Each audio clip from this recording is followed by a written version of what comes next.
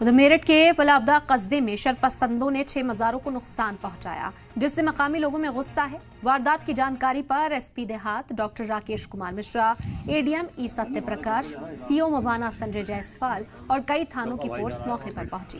Police इंतजामिया ने फौरी कार्रवाई करते हुए नुकसान पहुंचाए गए मज़ारों की मरम्मत का काम शुरू किया है। मुश्तबा मुलजिमीन पर मुकदमा दर्ज कर लिया है और 2 टीमों को मुलजिमीन की धरपकड़ के लिए लगाया गया। कस्बे में भारी पुलिस फोर्स तैनात की गई, हालात पर नजर रखी जा रही है। एग्जीक्यूटिव ऑफिसर सचिन पवार ने मिस्त्री मजदूरों को बुलाकर मज़ारों की मरम्मत का काम शुरू करा दिया है। सूचना प्राप्त होते ही तत्काल एसडीएम व क्षेत्राधिकारी सहित सभी वरिष्ठ पुलिस व प्रशासन के अधिकारीगण मौके पर पहुंचे हैं। स्थानीय लोगों से वार्ता करके क्षतिग्रस्त हिस्से की मरम्मत करवाई गई है।